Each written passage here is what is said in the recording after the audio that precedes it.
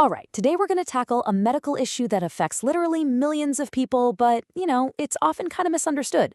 We're talking about one of the body's most common weak spots, the hernia.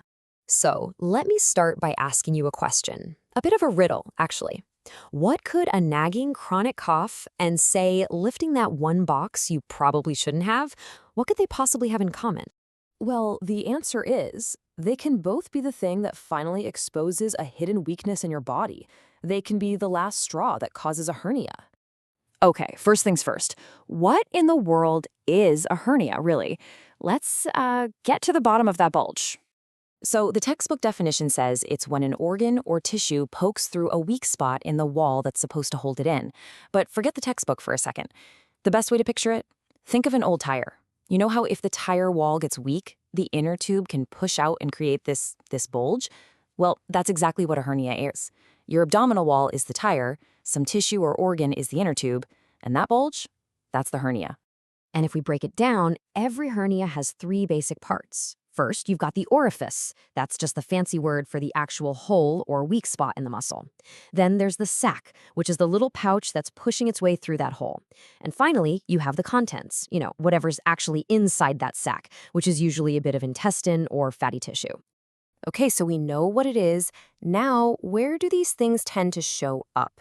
Let's pull out a map, so to speak, of the most common hernia hotspots. And get this number is pretty wild. A whopping 75%, 3/4 of all abdominal wall hernias happen in one specific area, the groin. These are what we call inguinal hernias. But it's not that simple, of course. Even within that big group, you've got two main types. You have the indirect hernia. Think of this one as something you're often born with, a congenital issue.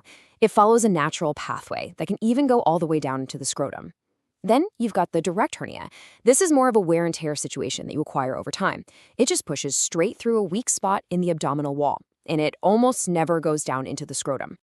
Now, just because inguinal hernias are the most common, that does not mean they're the most dangerous. Oh no, that scary title goes to the femoral hernia. This is the one surgeons really keep an eye on because it has a super high risk of strangulation, and we'll talk more about what that means in a bit. It's also way more common in women and tends to appear just under the groin crease. And yeah, hernias aren't just a groin thing. They can show up in other places too. You might see an umbilical hernia right around the belly button. Super common in newborns, but adults can get them too. Then there are incisional hernias, which, like the name suggests, form right at the site of an old surgery scar. And then there's a totally different beast called a hiatal hernia. This one's internal. It's when a part of your stomach actually pushes up through your diaphragm and into your chest. Okay, we've covered the what and the where. So now for the big questions. Why does this happen? And more importantly, why should you care? Let's dive into the causes and, the complications. Honestly, you can boil down the cause of pretty much every single hernia to a really simple formula. It's a weak wall plus increased pressure. That's it. A weak spot meets a moment of high pressure, and bam, you've got a hernia. So where does all that pressure come from? Well, you might be surprised. It's the stuff of daily life. That chronic cough you can't shake, lifting something heavy without thinking, straining because of constipation, even just the constant internal pressure from obesity or fluid in the abdomen. All of these things are the triggers that can turn a small weakness into a big problem. And that leads us to a really, really important point. When does a simple little bulge go from being just there to being a serious, serious problem? Because trust me, not all hernias are the same. In the beginning, a hernia is usually reducible. That just means you can literally push the bulge back in. But things get serious when it becomes irreducible, or what doctors call incarcerated. That means it's trapped. The contents are stuck and they can't go back in. And this is where the real danger starts. Because once a hernia is trapped, it can lead to this, strangulation. This is the absolute worst case scenario. It's when the blood supply to that trapped tissue gets completely cut off. The tissue starts to die, and that is a full-blown, life-threatening emergency. So what are the red flags? How do you know it's time to go to the emergency room right now? You need to look for these signs. Severe, sudden pain where the hernia is. The bulge itself gets hard, it's tender, and you just can't push it in anymore. You might feel sick to your stomach, start vomiting, or realize you can't pass gas. And if you see the skin over the hernia turning red or purple, that is a surgical emergency, no question. Okay, that was pretty scary, I know. But here's the good news. Hernias are very treatable with modern surgery. So let's talk about how we actually fix them.